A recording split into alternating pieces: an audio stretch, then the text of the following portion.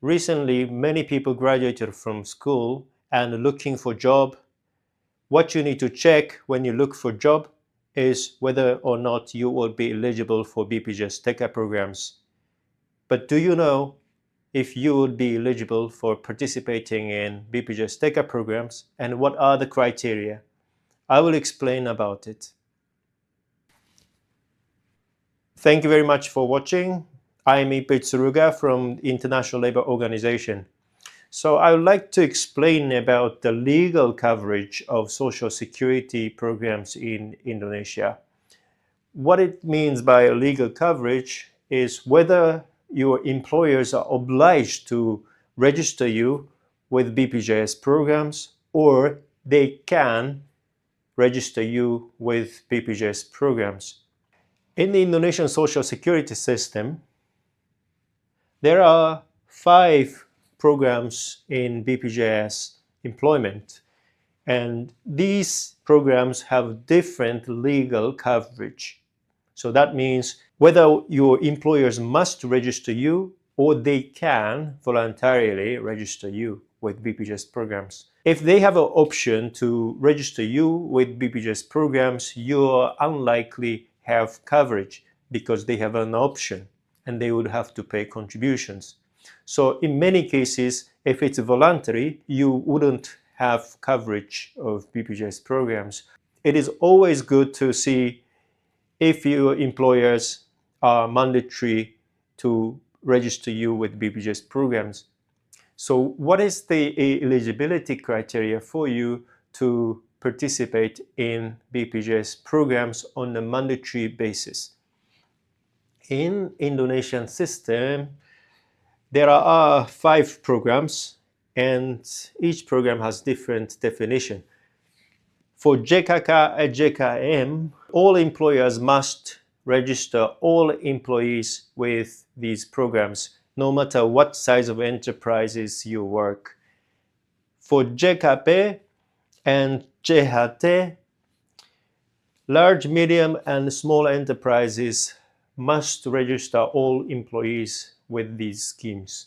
Micro enterprises, these schemes are voluntary. If you work in micro enterprises, you can talk to your employers. However, unlikely you will be participating in the program because your employers must pay additional contributions. So they may not agree to pay contributions. So you wouldn't be covered in most of the cases. For Jaminan Pensiun, only large and medium enterprises are mandatory to cover all employees. All other companies, including small and micro enterprises, can voluntarily register their employees. For self-employed, they must participate in the 2 schemes, including a JKK and a JKM. They cannot participate in a JKP and a Jaminan Pensiun. They can voluntarily participate in JHT programs if they pay a contribution. If you work in a company, it doesn't matter what contracts you have. There are 2 types of contract in Indonesia, PKWT, fixed term contract, and the PKWTT, permanent contract. The Social Security law and the regulations don't discriminate these 2 different categories of workers. So only the criteria that you need to look at is whether or not your companies are large, medium, small, or micro enterprises. So this is very important indications for when you look for job, because you would have much more benefits from BPJS employment. Then you may have a question: how can I know whether my company is categorized as large, medium, small, micro enterprises?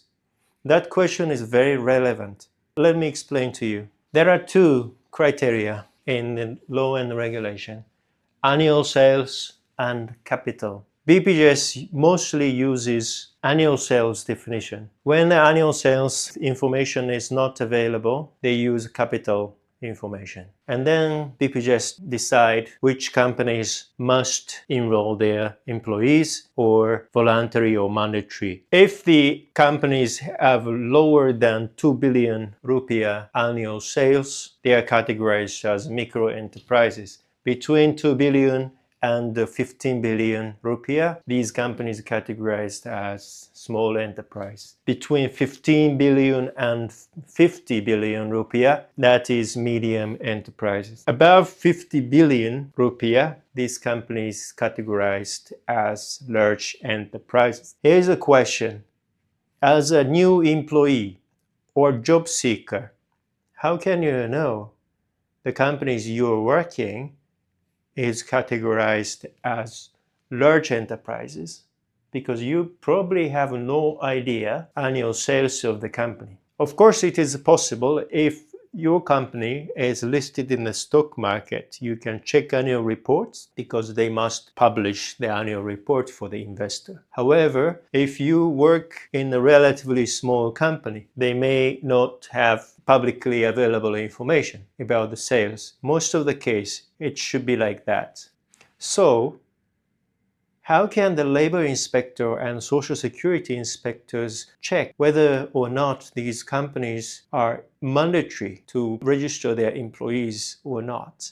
When they go to investigate in companies, can they know whether these companies have 15 billion annual sales? Most likely they cannot, unless the employer records properly and submit financial statement to the inspectors. But in many small companies, micro enterprises may not even pay tax. There may be no financial statement. How can the Social Security and the labor inspectors go and check and tell them you must register your employees with BPJS-TK programs? Most likely they cannot. How can other countries usually do? In many countries, the definition of enterprises relies on the number of employees. If you have 5 employees, your company is micro enterprises. If you have 15 employees, your company is regarded as small enterprises. That is pretty easy. If the labor inspectors, social security inspectors go to check their office, they can simply count the number of employees that they can see when they visit. However, it is very difficult for them to identify the annual sales when they visit. So here's a question. Is the definition of size of enterprise correct in this country, or does it have to be revised? Please think about it.